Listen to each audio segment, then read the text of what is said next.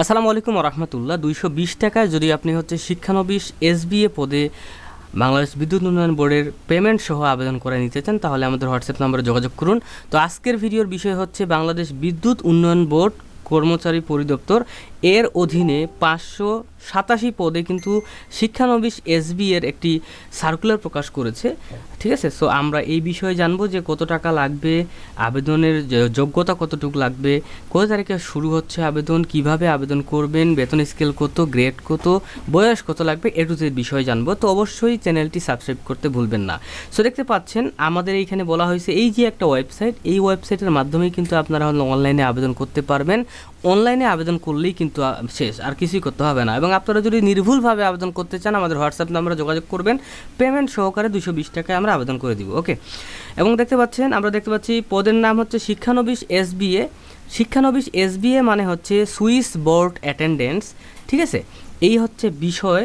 এবং এর পদ সংখ্যা দেখতে পাচ্ছেন 587। এর শিক্ষাগত যোগ্যতা কি লাগবে, অবশ্যই আপনাকে ইন্টার পাস হইতে হবে সায়েন্স থেকে, কিংবা আপনার যে সায়েন্সের সমমান যে বিভাগ আছে সেইটা থেকে, মানে সায়েন্স থেকে হওয়া লাগবে ভাই, বাংলা কথা সোজা। কোনো পরীক্ষাতেই দ্বিতীয় বিভাগ বা সমমানের জিপিএ পাইলে হবে না, বুঝছেন বিষয়টা।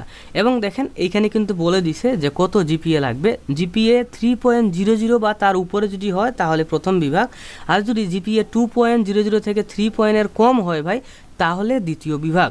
ঠিক আছে, সো আপনি যদি 3 পয়েন্টের কম পান তাহলে আপনি আবেদন করতে পারবেন না, এটা হচ্ছে মোট কথা। এবং দেখতে পাচ্ছেন শারীরিক যোগ্যতা কি লাগবে, অবশ্যই সুস্বাস্থ্যের অধিকারী হতে হবে, কঠোর পরিশ্রম সহ বৈদ্যুতিক খুঁটি ও স্থাপনায় উঠানামায় সক্ষমতা থাকতে হবে। মানে বুঝছেন বিষয়টা।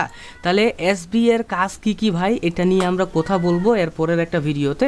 বাট এখন আপনারা জানে নেন যে কঠোর পরিশ্রম করা লাগবে এবং বৈদ্যুতিক খুঁটি বা খাম্বাতে উঠানামায় পারদর্শী হইতে হবে বা উঠানামায় সক্ষমতা থাকতে হবে।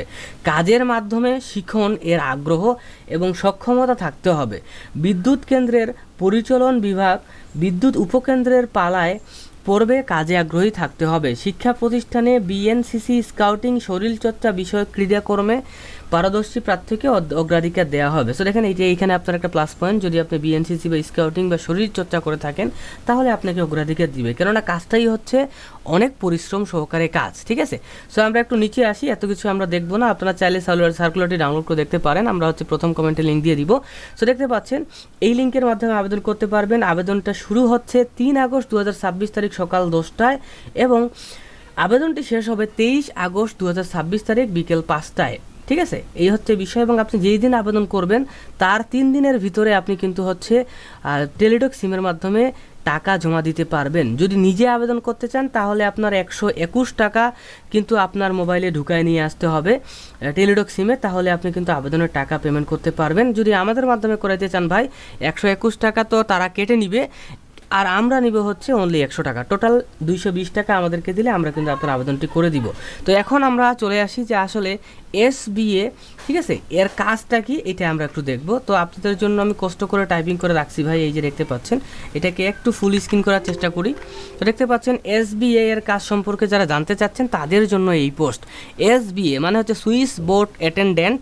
পোস্টের কাজ কি দেখতে পাচ্ছেন, কাজটা ডাইরেক্টলি দেখি। প্রতি ঘন্টায় প্রত্যেক 11 কেভি ও 33 কেভি ইনকামিং আউটগোয়িং ফিডারের লোড লগ বুকে লিখে রাখতে হয় এবং তা বিদ্যুৎ ভবনের দায়িত্বরত এসবিএকে জানিয়ে দেওয়া হয়। তারপর দেখতে পাচ্ছেন কাজ কি, গাছের ডাল কাটা, ট্রান্সফরমারের ফিউজ কাটা ও লাগানো, মিটার টেস্ট, মিটার সিল করা, কোনো লাইন কাটা কিংবা পুনর্সংযোগ দেওয়া ইত্যাদি প্রয়োজনে লাইনম্যান, উপসহকারী প্রকৌশলী, সহকারী প্রকৌশলী বিভিন্ন সময়ে কোনো ফিডার শাটডাউন চাইতে পারেন, তখন এই ফিডার শাটডাউন দিতে হয় এবং বিদ্যুৎ বিভ্রাটের তালিকা খাতায় তা লিপিবদ্ধ করতে হয়।